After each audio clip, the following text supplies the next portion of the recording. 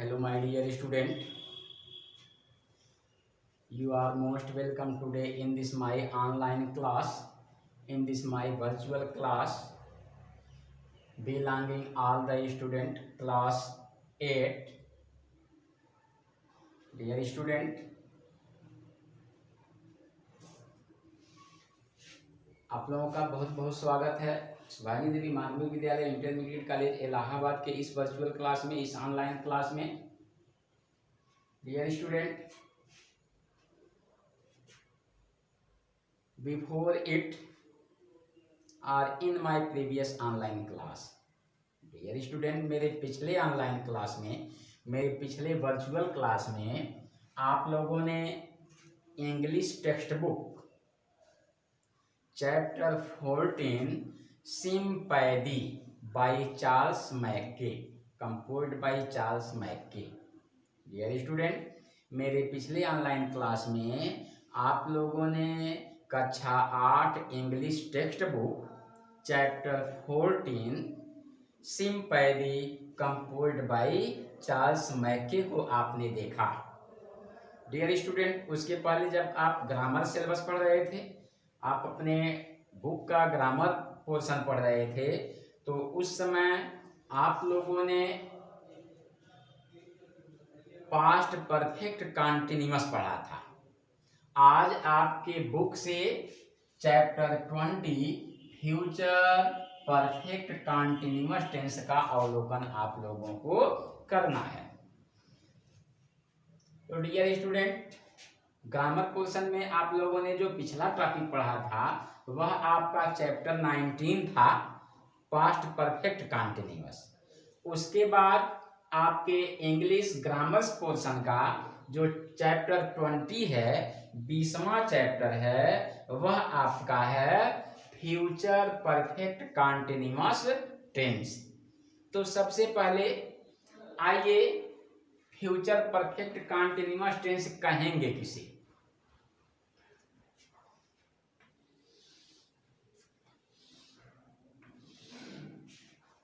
Future means होता है भविष्य, परफेक्ट मीन्स होता है पूर्ण, कंप्लीशन, कॉन्टिन्यूअस मीन्स होता है कंटिन्यूटी, जारी रहना।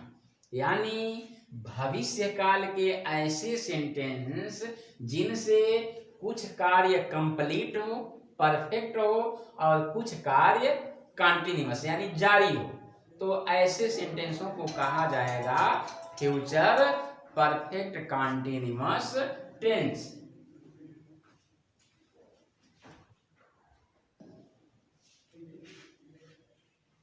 तो आइए देखते हैं, whom you call future perfect continuous, ऐसे सेंटेंस जिनसे भविष्य काल में कुछ कार्य कंप्लीट हों और कुछ कार्य जारी हों, उन्हें कहा जाता है फ्यूचर परफेक्ट कॉन्टिन्यूअस। अब फ्यूचर परफेक्ट कॉन्टिन्यूअस की पहचान क्या है, कैसे आप जानेंगे कि यह फ्यूचर परफेक्ट कॉन्टिन्यूअस? तो देखिए, जो एट लास्ट वाक्य के अंत में आप पाएंगे रहा होगा,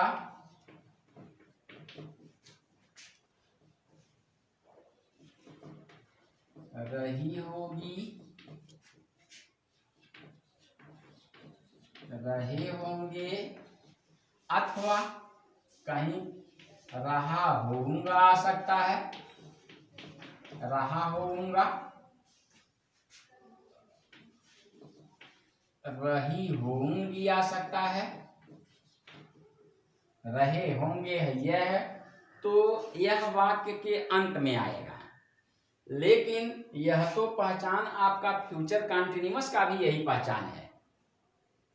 तब वहां समस्या आएगी कि जब यही पहचान फ्यूचर कॉन्टिन्यूअस का भी है और यही पहचान फ्यूचर परफेक्ट कॉन्टिन्यूअस का भी है, तो केवल इसके बूते हम नहीं जान पाएंगे, केवल इसके बदौलत हम नहीं पता कर पाएंगे कि यह वाक्य फ्यूचर परफेक्ट कॉन्टिन्यूअस का है। तो अब इसके साथ साथ टाइम यानी समय, इन पहचान के साथ ही साथ अगर उस सेंटेंस में कहीं टाइमिंग आ जाए, समय आ जाए, तब जब समय आ जाएगा तब आप समझिएगा, समय के साथ साथ यह पहचान जब रहे तब आप समझ जाइएगा कि यह फ्यूचर परफेक्ट कंटीन्यूअस टेंस का सेंटेंस है। क्लियर हुआ?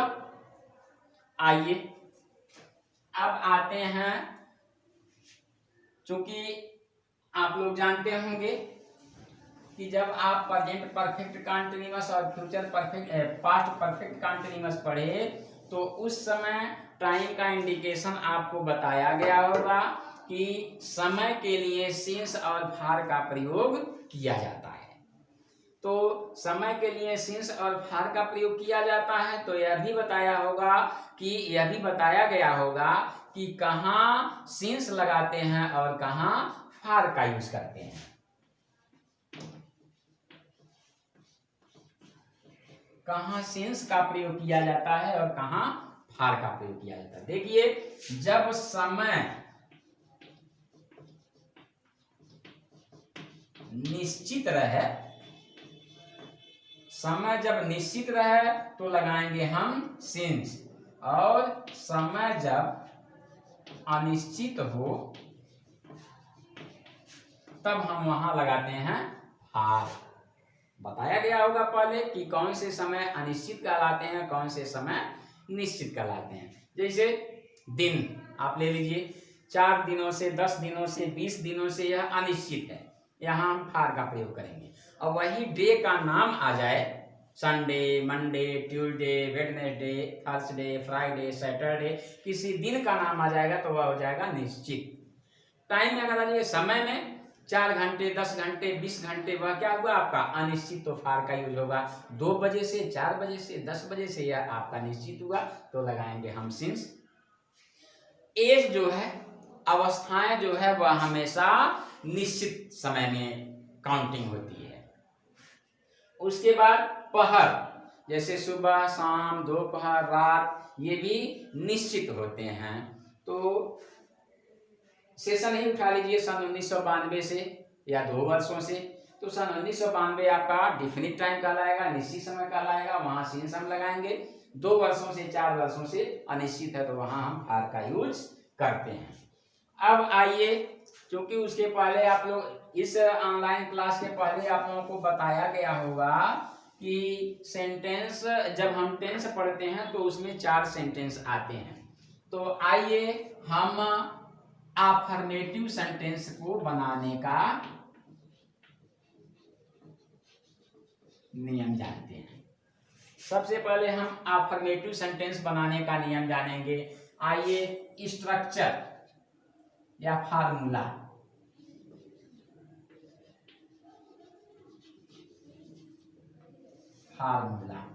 अफर्मेटिव सेंटेंस को बनाने का। तो सबसे पहले हम क्या लिखेंगे, सब्जेक्ट का यूज हम करेंगे। सब्जेक्ट अगर आई और वी को छोड़कर कोई दूसरा सब्जेक्ट है तो हम वहां लिखेंगे विल। अगर सब्जेक्ट आई और वी है तो हम लिखेंगे शैल। अब अगर कार्य पर जोर डाला गया है, अगर बाध्यता दर्शाई जाती है, डिटरमाइंड दर्शाई जाती है, तो जहां विल लगता है वहां शैल का यूज करते हैं, जहां शैल लगता है वहां यूज का। इतना लिखने के बाद हम हैव बीन। अब क्लियर ये हुआ कि फ्यूचर परफेक्ट कंटीन्यूअस की सहायक क्रिया होती है will have been, shall have been. उसके बाद हम वर्ब की प्रेजेंट पार्टिसिपल, वर्ब की प्रेजेंट पार्टिसिपल का मतलब क्या होता है, क्रिया के फर्स्ट फॉर्म में हम आईएनजी का यूज करते हैं, उसी को प्रेजेंट पार्टिसिपल कहते हैं। उसके बाद ऑब्जेक्ट ईटीसी। इतना लिखने के बाद हम क्या लिखेंगे, अगर समय निश्चित है तो हम यूज करेंगे सिंस का, अगर समय अनिश्चित है तो हम यूज करेंगे फार का, उसके बाद हम लिख देंगे टाइम। यह है फ्यूचर परफेक्ट के अफर्मेटिव सेंटेंस को बनाने का नियम।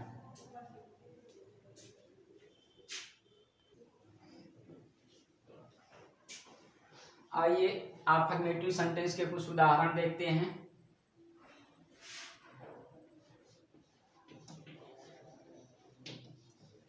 सोहन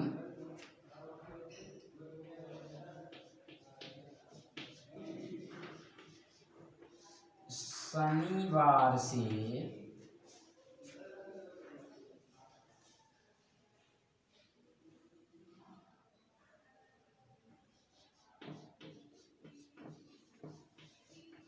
वाराणसी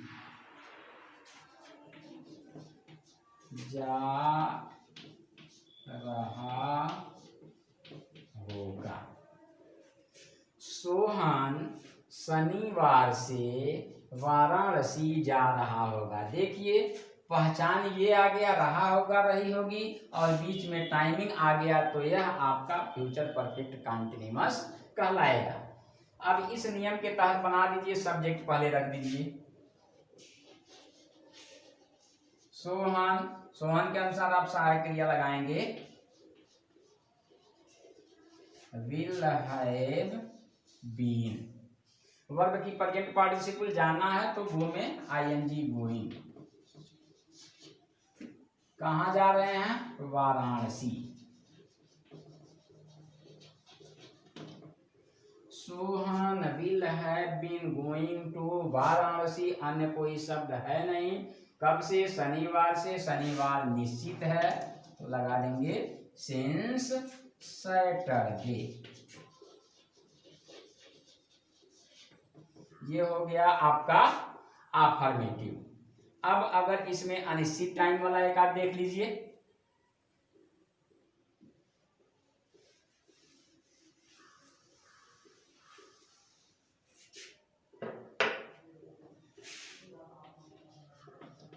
मैं 2 दिनों से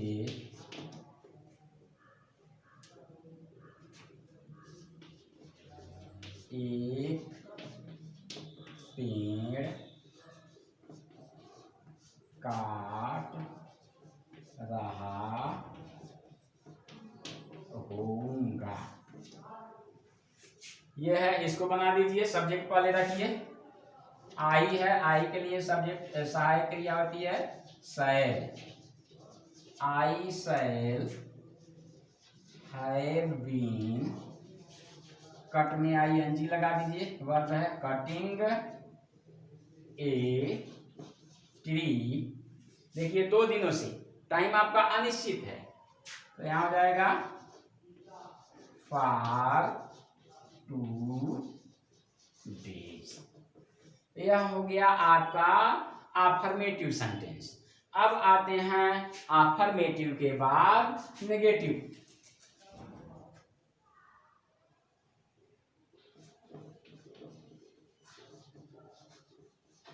निगेटिव सेंटेंस कैसे बनाएंगे उसका फार्मूला देख लीजिए।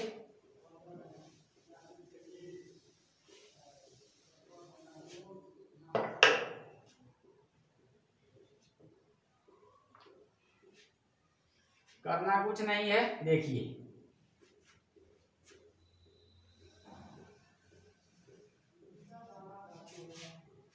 सबसे पहले आप सब्जेक्ट लिखिएगा। सब्जेक्ट के बाद सब्जेक्ट के अनुसार सहायक क्रिया विल या शैल। उसके बाद यही लिख दीजिएगा नॉट प्लस हैव बीन। बाकी सारी चीजें आपकी वही रहेगी। उदाहरण के तौर पर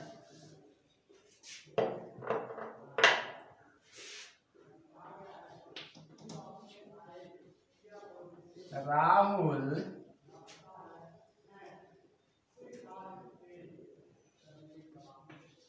2 बजे से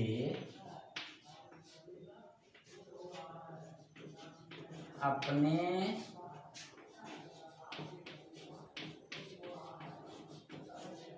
कार्यालय नहीं जा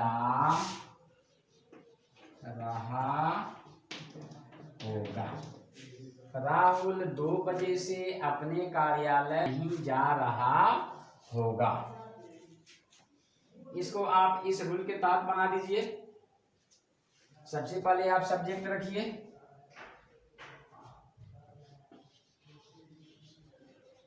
राहुल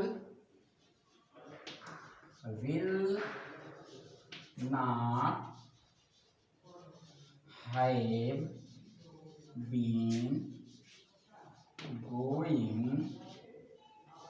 to his ऑफिस 2 बजे से, since 2 o'clock। राहुल 2 बजे से अपने कार्यालय नहीं जा रहा होगा। Rahul will not have been going to his office since 2 o'clock। यह रहा आपका नेगेटिव सेंटेंस। अब आइए इंट्रोगेटिव में।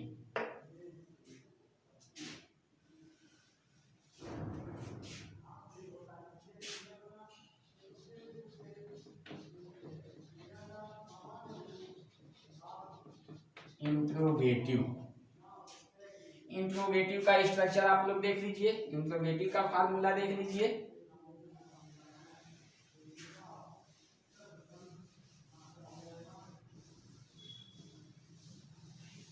अगर हिंदी के वाक्यों में प्रश्नवाचक शब्द क्या पहले है तो सबसे पहले आप लगाइएगा विल या शैल।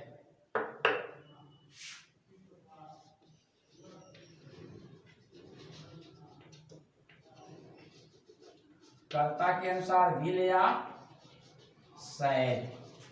उसके बाद सब्जेक्ट, उसके बाद हैव बीन प्लस वर्ब की present participle form, object etc plus since or for time, और अंत में आप प्रश्नवाचक चिन्ह रखिएगा। जैसे क्या सुरभि 3 वर्षों से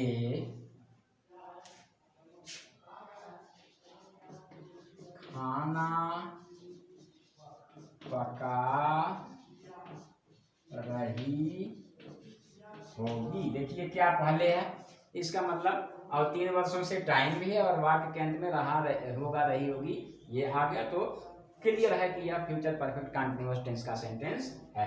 तो सबसे पहले क्या आया है तो इसके अनुसार आप सहायक क्रिया लगाइए, विल या शैल। तो सुरभि है, नाम है, प्रॉपर नाम है, तो आ जाएगा विल। उसके बाद सब्जेक्ट, उसके बाद have been. Will Surbhi have been cooking food 3 वर्षों से, देखिए अनिश्चित है, फॉर 3 years। यह हुआ अगर प्रश्नवाचक शब्द क्या पहले है तो। अब अगर प्रश्नवाचक शब्द बीच में कहीं आ जाए, जैसे सुरभि 3 वर्षों से खाना क्यों पका रही होगी, तो कुछ करना नहीं है, सबसे पहले आप प्रश्नवाचक शब्द की अंग्रेजी उठा के पहले रख दीजिएगा।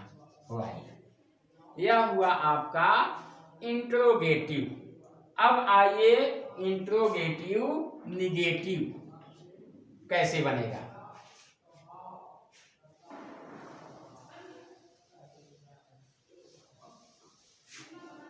अगर प्रश्नवाचक शब्द क्या पहले है और बीच में निगेटिव है तो क्या करेंगे, इसी सब्जेक्ट के बाद आप नॉट रख दीजिएगा, बाकी कुछ चेंज नहीं करना है।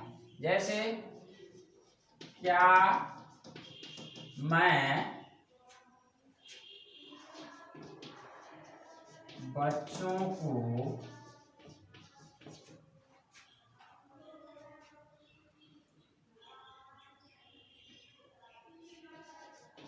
1995 से नहीं पढ़ा रहा होऊंगा। देखिए क्या पहले आया, बीच में निगेटिव आया, सेशन है ये है, टाइम है ये है, और अंत में पहचान आपका है। तो क्या अगर पहले है तो सबसे पहले कर्ता के अनुसार सहायक क्रिया विलयाशय, तो आई है तो लगाएंगे शय, उसके बाद सब्जेक्ट, उसके बाद नहीं के लिए नॉट हैव बीन, टीच में आईएनजी लगा लें, टीचिंग बच्चों को, children, shall I not have been teaching children, कब से 1995, देखिए निश्चित है, सिंस 1995। अब अगर इसी में प्रश्नवाचक शब्द बीच में रहे, मैं बच्चों को 1995 से